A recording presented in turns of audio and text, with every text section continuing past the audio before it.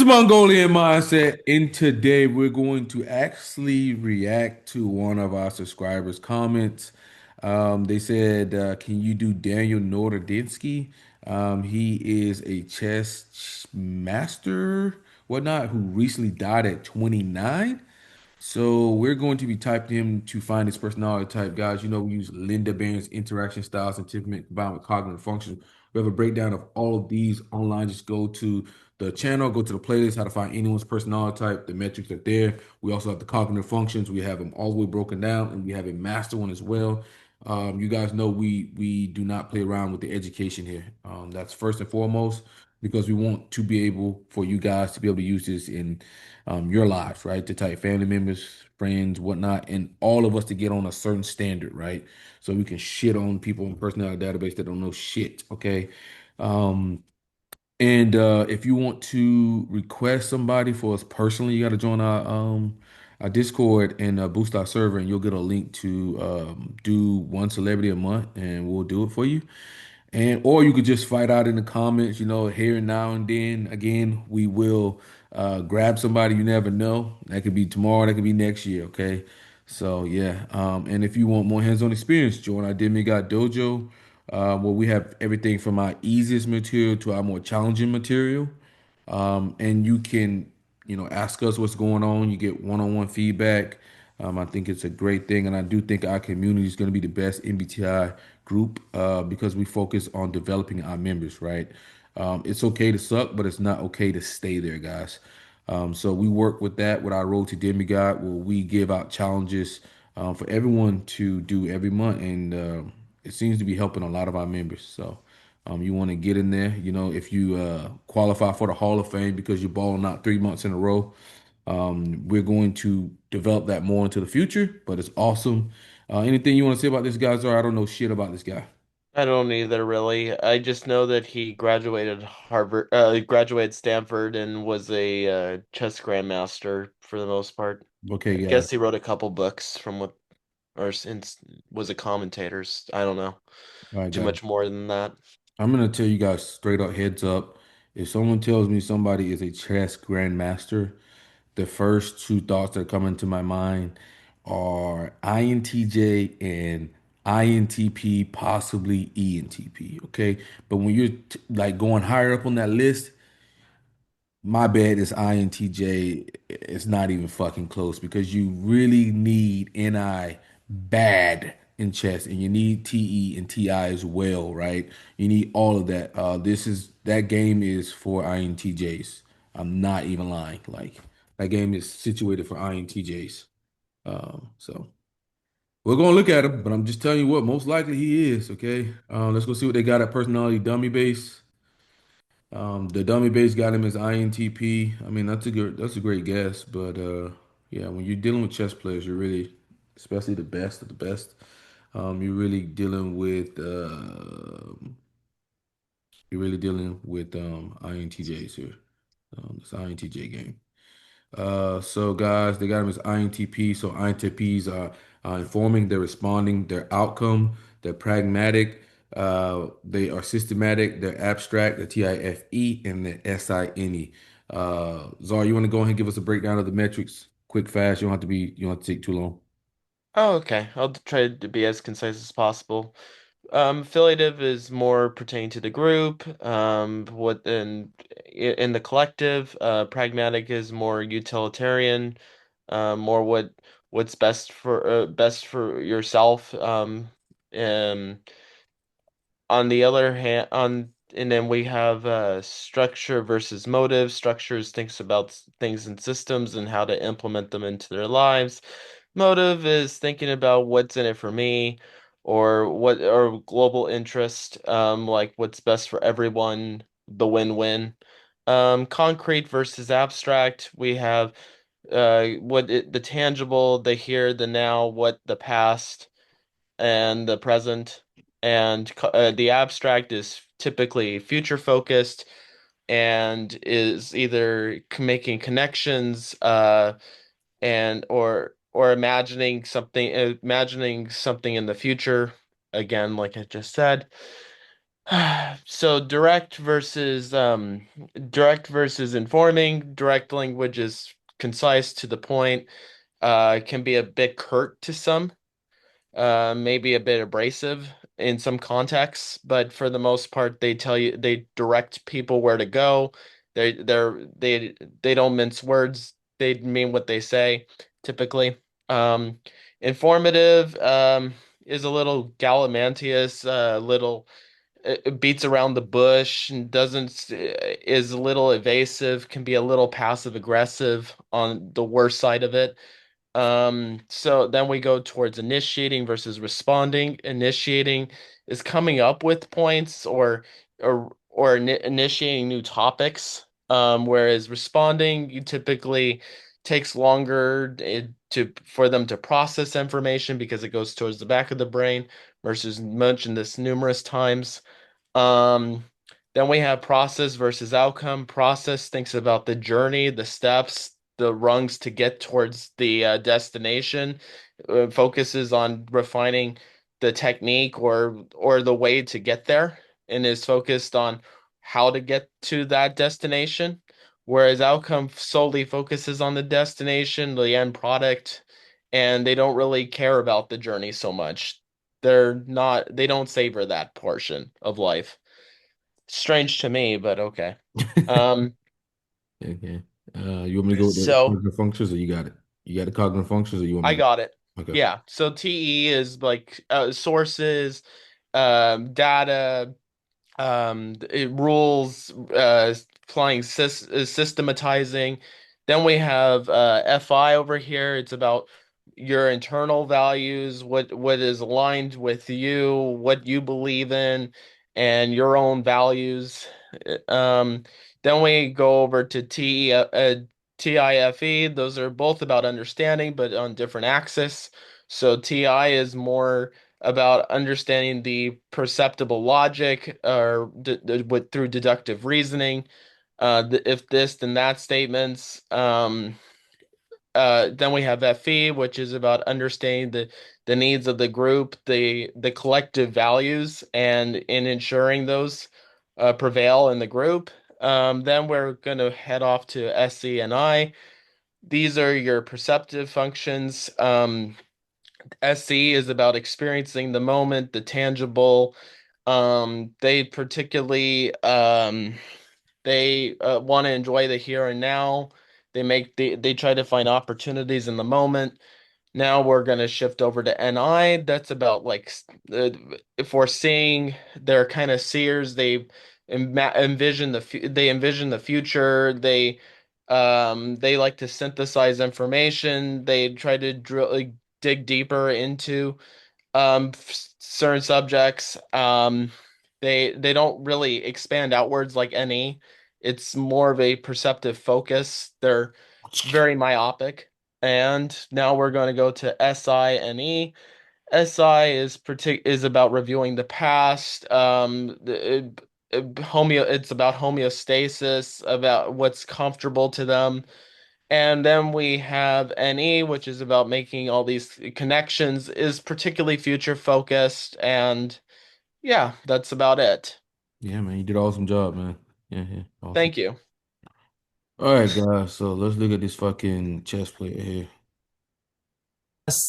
But as I said in our first recording, just really appreciate your approach. Your questions are always very thought provoking. So super happy to be here for part two, and thanks to everybody who left such wholesome comments as well. Yeah, thanks, guys. I I asked mean, oh, very fucking direct. I mean, my Lord, direct. My Lord Jesus, holy moly. you to leave 1,000 comments, and you almost did the job, but we did not have the patience to wait until 1,000, so we decided to have part two nonetheless. And if you enjoy what we're doing here, guys, and you got any value out of this, or you learned something, drop us a comment and also subscribe to the channel and possibly join our Discord. So let's dive into this. I have many questions for you this time regarding chess improvement, your tips on how to be better, because we have touched upon this last time, but definitely there are many other topics to dig into or to delve into, as ChatGPT would say. So, but first of all, let's discuss the chess news. I wanted to speak about something that happened just yesterday, as of the time of the recording. It will several days will have passed by the upload, but I don't think that something will This guy fucking ENTP. Like, Probably. God damn. Motor mouth. change significantly. So there has been a cheating scandal, the new cheating scandal in chess over the board, which is probably one of the largest cheating scandals ever, considering the rating of the person involved. What are your emotions towards this? Can you please tell me what you think? Yeah, considering the ratings and considering the atmosphere, it's just what we needed right now is an OTB cheating scandal to go full circle. Because, some of the first ever cheating scandals, before online chess was a thing since the late 90s. But obviously online chess wasn't the main arena. And so the first cheating scandal that I remember was the 2006 World Open cheating scandal in Philadelphia. And I won't get into it right now, but basically this like 2200 no name beat a bunch of GMs using, I think, an early version of like Bluetooth. Yeah, 2006. That's 1 year before the first iPhone came out. So that is what used to be on people's radar. And it seems everybody's forgotten that there is something called over the board chess. And that is the arena which people were mainly concerned about. I feel like I've been living in the Matrix the last few days, Greg. Some crazy coincidences have been happening to me. And I happened to be on chess.com right before going to sleep when this article came out. This was early in the morning. So I caught it, 10 minutes after it was published. And I decided to go to sleep anyway, not to stay up for the inevitable explosion on Reddit and Twitter by all the luminaries, the chess luminaries, publicly acknowledged and also self-pronounced. But yeah, once I woke up on the other end, on the other side, I should say, I kind of read the public reaction. I was completely shocked. This whole situation makes absolutely zero sense. But I want to let you kind of direct, because I'm sure, I saw you recorded a video on it, so I don't want to repeat what research you've already done, I'm sure. But it is shocking and horrifying. Yes, I agree about the shocking part. And I did not do any deep research. I didn't have much time. The video was just my fresh impressions. I'll link it below for everyone interested. I wanted to ask you whether you think that indeed OTB cheating is more widespread than we thought. Because as you know, I've spoken to many prominent players, yourself included, on and off the podcast, and some of them are more let's say paranoid, not necessarily in a bad word, in a bad sense. Others say that over the board, probably it's practically non-existent. So where do you put yourself in this spectrum? Well, formerly I put myself kind of squarely in the paranoid camp. And by formerly, I mean, 7-8 years ago, which is basically probably should be labeled BCE, before Common Era. This is like the dark ages of chess at 2016, 2017. But what I really want to start with is telling kind of newer chess fans that concerns over OTB cheating, as I implied in my earlier soliloquy, are not new. And I remember distinctly in 2011, I played in a tournament in the Netherlands in Groningen. And I was an IM at the time, and I played a 2000 rated kid who was doing really well in the tournament. And I was already concerned before the game, having looked at his previous games at the tournament. And during the game, it was the classic, right? He was getting up every single move. He was making a move, getting up. And he was going out of the small playing hall, presumably to the bathroom.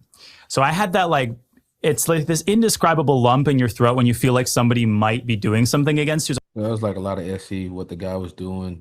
Yeah. A horrible feeling. Yep. I want to get back to this later in the podcast, but you cannot play properly if you think your opponent is cheating. If you even have the inkling of suspicion, that's all that you can think about. It's like when you're, not that any opposing women. Yep. I'm telling you, that's all you got to do to shake up an INTJ. Get that any women. If you get that any women, NI is offline. Get the any women, NI goes offline, right? They start getting What if paranoid. It's yeah. offline, okay? They got to do something, okay? They gonna do something. They gonna fuck. It's either they gonna fuck up or they gonna do something. Like it's either or. If you get that any whammon, something's gonna happen. A great example of getting the any whammon is Frieza. When he thought about the Super Saiyans one day coming to kill him, right? Any whammon, he can't stop thinking about it. Oh, you know what? I'm gonna go blow up Planet Vegeta. Okay, you got to quiet that any. So this is just a great example here, man. That any starts whamming, man. What you want to say, Zar? Yeah, it's pretty funny. Yeah. Yeah. If you, I'm telling you, get any women on the INTJ, they're either going to attack that problem or they're just going to crash out. I mean, they're just going to like cut it off, like get out of there or something. But if you get it going, I'm telling you, that's your chance of winning victory. You're a kid and your tooth falls out, and like or you're 90 years old and your tooth falls out, your tongue searches for that place. It's like you cannot redirect your attention back to the game. And he actually rattled off a bunch of theory. He actually played an amazing game. The game ended in a draw, but I ended up like making a move quickly and following him to the bathroom at some point, which I'm not proud of. And I don't think that he was cheating. He's a talented kid. He later became an IM. We played again 2 years later. And I won that game. But I think that this paranoia is kind of inherent in like a chess player when he becomes, I don't know why the cynicism always tends to set in the stronger you become. Maybe it's tied into ego. But the moral of the story is that this has been on my radar for a very long time. Like 2011, 2012, there were already kind of paranoid people, and this was already a concern that was being discussed. I think that some chess fans might believe that this is a new thing, that suddenly this has come to the foreground. But those who have inhabited the chess sphere for longer know that it's just that this has now gained more publicity with, what's been going on with Kramnik and the explosion of online chess and chess in general. But I'm kind of going in circles. To answer your question, which was, what my thoughts are in general, where I put myself, previously in the paranoid camp, but I think the sort of Overton window of discussing chess cheating has shifted much more to the paranoid direction. And so I was where I was previously, which is in the, like, I don't know what the extent of cheating is. I don't understand how you could know. I don't know how anybody could claim with certainty. The people say, 50% of Title Tuesday players are cheating. Oh, but no, 23%. No, I know. Like, how can you know? What are the grounds on which you're basing these confident numbers? I think the only reasonable statement is, I don't know. And but clearly the problem is pretty widespread. As for OTB cheating, what I'm most curious about, Greg, is what are the methods? Because what shocks me about the Shevchenko incident is it's almost like it was out of a cartoon or the Onion. Yeah. Like if this was an Onion headline, top chess grandmaster found cheating again with a phone taped to the underside of his toilet. And the cleaner found the phone and another phone was brought in and taped the same way. Like, what the heck? Is this for real? This almost makes me believe that, like I would not believe that this is a real story, that a GM who wanted to cheat, shame on that person, major shame on that person, would decide to cheat in literally the method that has existed since the actual Dark Ages and the easiest one to detect. Because any GM will get suspicious already from the opening when his opponent is getting up and leaving for 10 minutes, like 5 times a game. Like Dr. Bassem, first thing you think is, oh my gosh, does he have stomach problems? Does he need help? And if you do, then you should resign the game or tell your opponent or offer a draw or whatever. But, once you realize your opponent isn't acting like they've got stomach problems, then I'm suspicious as heck. And I've been in those shoes. So I guess to conclude, the fact that nobody knows what the extent of the problem is really scary. It is definitely a serious issue. And unfortunately, we have seen that GMs who are supposed to carry the banner of, fairness in chess, unfortunately, many of them are all too willing to forfeit those lofty ambitions of being an ambassador for justice and fairness above all else and to cheat. And that's awful. At the same time, I myself am currently on the receiving end of, several lines of attack by a certain individual. So I think it's extremely important to hold ourselves to innocent until proven guilty standards, and to be acting in good faith. and to understand that the chess atmosphere is shifting in terms of who is allowed to be good at chess and how people improve and announce themselves on the chess scene. So we need to factor all of that in, the fact that the chess world is changing. But there is no question that, FIDE needs to put together their heads with chess.com. Like, measures have to be taken. There's no question that the problem exists and is probably growing. As for the extent of it, I don't think that we have enough facts to know. At the end of this episode, me and Danya discuss the chess openings. He says that they are and create a large repertoire of hundreds of. And he probably was banned from playing for some years, but I don't remember the exact number of years. So what should be the punishment in your opinion? Again, I think that I think there are topics here where anyone acting in good faith should have the same opinion. And then there are topics within the sphere of cheating where there's room for discussion and differing opinions. This is probably the second type of question, what the punishment should be. I err on the side of, I think the method of preventing littering in the US, like how do authorities disincentivize people from throwing towels and cigarette butts onto the side of the road, which can be very dangerous, right? If there are objects on the freeway and you drive through them, it can cause huge accidents.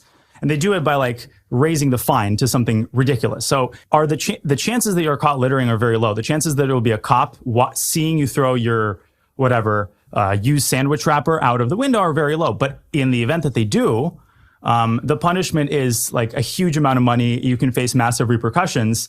One other story, my physics teacher in 11th grade did something funny.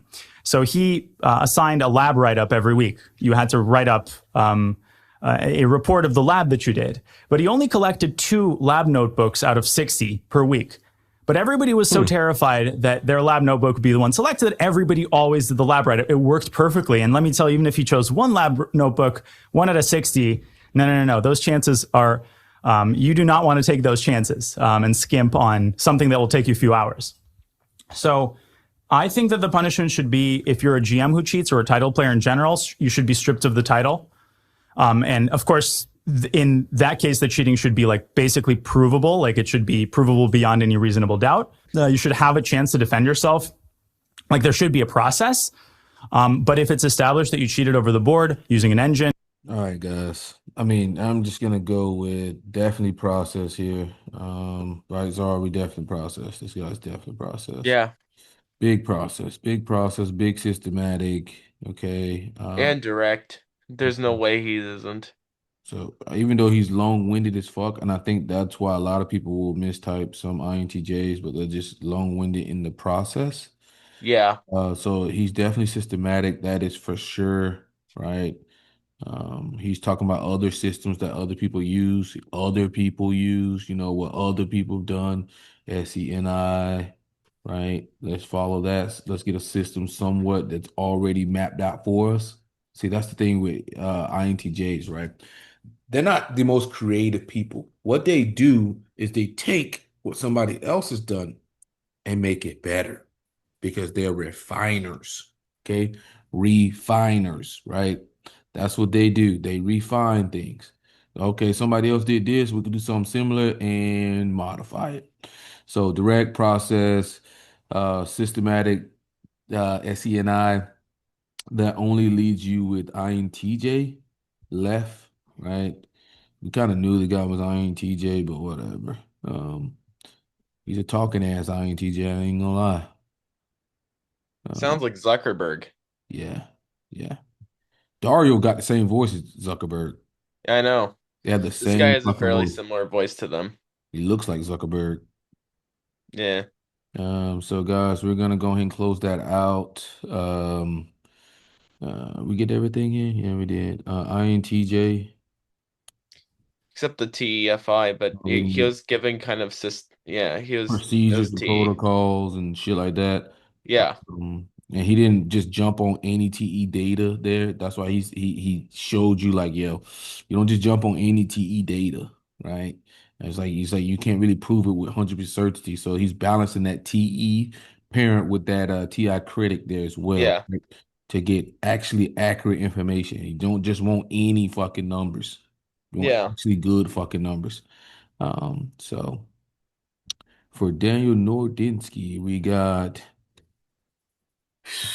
INTJ, um, woohoo, Enneagram. I'm going five W6, Mm-hmm. SP, probably SO, Yeah.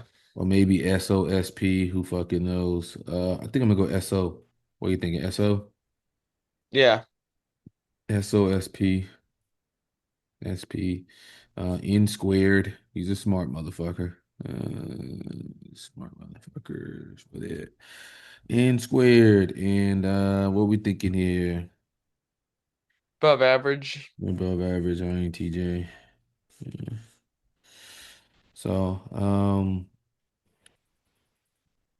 whoever commented the other yesterday, man, you got lucky, man. I saw that and I was like, oh, this guy died. Let me look at this, you know. My SE just wanted to say, oh, let's do this guy, you know. Because we just did what, two people for our boosters. So why not do one current event? Current event. Sucks the guy's dead, you know. When you're dead, you can't, you know, your story's over. That's the sad thing about dying. Your story is completely over. There's no more additions to anything. And that's why I always tell people the best thing about life is you can always change it. The only time you can't change anything is when you're dead. Okay. Um, but if you guys got any value out of this, if you learned something, comment below. Is there anything you want to say before we head out of here? It's tragic what happened to him. Um, Yeah. Yeah. yeah. I don't think they showed like how he died or anything. And No, quite young. hasn't been released. I don't know, probably something strange here, but you know, it's he was a master. He did online video, so and you know maybe he had some type of impact in a lot of people's lives, so that might live on. So that's the Yeah. thing about making content and doing things. You know, sometimes you do touch some people's lives, sometimes you change some people's lives, sometimes you put some type of you know light out there, right? That keeps living. You know me, I believe wills are never created nor destroyed. I believe that they are inherited. Okay, I believe wills are inherited. Some people get it at birth, some people find it in the world. Okay. But yeah. All right, guys, we'll catch you guys on the next one. We're fucking out of here. All right, Zara.